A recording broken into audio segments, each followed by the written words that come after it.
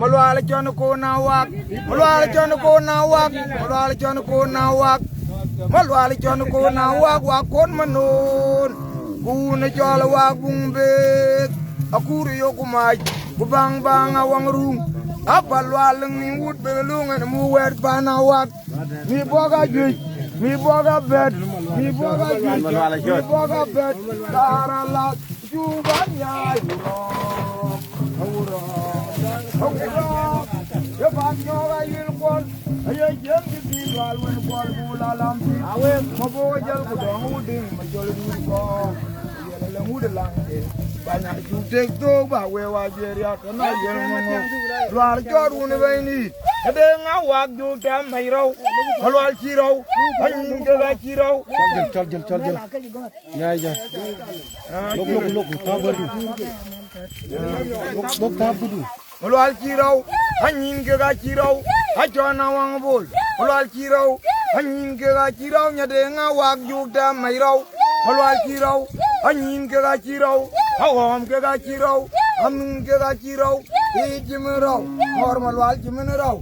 Niki walwel wej, wajal man malwal kol, mat ko ma yo madot, parayay pat, parayay wang jami, parayay bol jong yo, niyo madyak kendom, milidaro. Ati di polut, malwal chiraw, hanyin ke ga chiraw, achona wang bol, malwal chiraw, hanyin ke ga chiraw, nyade nga wak jukta mairaw, malwal chiraw, hanyin ke ga chiraw, aronin makirda, aroni da kuwal, malwal kuwal, manong merun nyibek, abalwal ke ga nyibek, abatang ke ga nyibek, abakyar ke ga nyibek, abajong dengo juk, amari ke nyibek, Ina yul kwal, una tuan malin de, ati di polut, malwal chiraw, hanyin ke ga chiraw, nyade nga wak jukta mairaw, malwal chiraw, hanyin ke ga chiraw,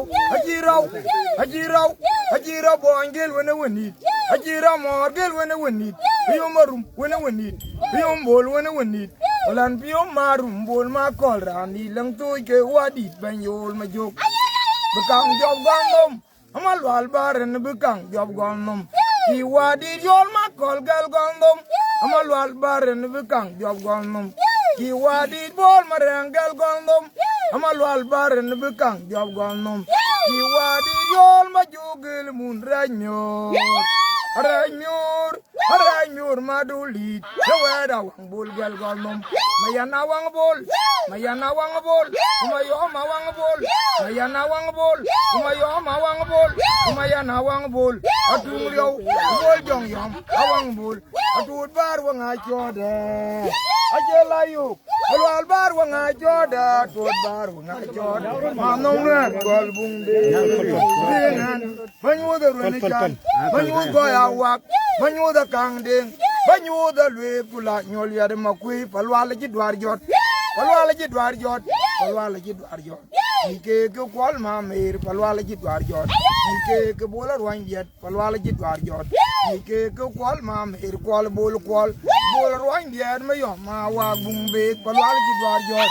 Yol makir abyong na madur bol anga jui madur bol anga pyar madur bol madur yom madur bol ma kwal wena wadit abyong ma lwal ye nyir piang chu lang ber lal madur bol awage na gel myo lang ber lal yom ma jong jode na gel myo lang ber lal ba kwal bol ma yom na gel myo lang ber lal abyong palwal pyom ma yom awag yu wer ke la gog mading yu la wag ran lan When tiung mari, when ke tiung mari, luar chiraw, hanyin ke ga chiraw, nin untuny, ke bang en untuny, luar gola wang macam, ji gol ke bola nyil ke udah ba, bawak jam ke udah ba, awak ruan jan, nin ma piri ngakol, yang ro latem micul, aweng mat biang mabok, hati di polut, luar chiraw, hanyin ke ga chiraw, alwet, dan jak luet.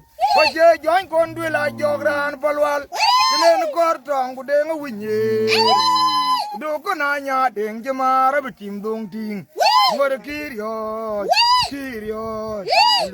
alwe dan bilwe paje join kon dwi la jogran palwal kenen kortong budeng winye do ko nanya deng jamara bitim dong ting ngor kiryo kirio chukur ban bio ko ni ma kirio kiti ban don ko ni ma kirio aja wi ab ge jola twen kirio aja wer un jola la twen kirio aja du gi kon dwe la joga chi nya li bo che tong ben wo kwon che ngeng ben wo kwon ga ji burial na ye ke lung nya li chi we ben ngeng wo ye ratin ne kor tong bu de nga winye du ko na nya deng ji ma ra biting dong ting ngor kirio baro balwala nui de nga twen diak mun balwala nui de nga twen diak gol balwala nui de nga twen diak baro balwala nui de nga twen diak go wadi kon de la jog biat ke che jam wo ye ratin ne kor tong bu de nga winye du ko na nya deng ji ma ra biting dong ting ngor kirio amar dang pamer jen jiri dang lwal kon wi kutung ji ko doin ti mangok jam ga nyali palwal tung kring mai ji we ben tor wo yaratin nen kor tong kudeng winye du ko na nya ding ji mar bitin dong ting ngor kirio o ga bu jaga na lwel twen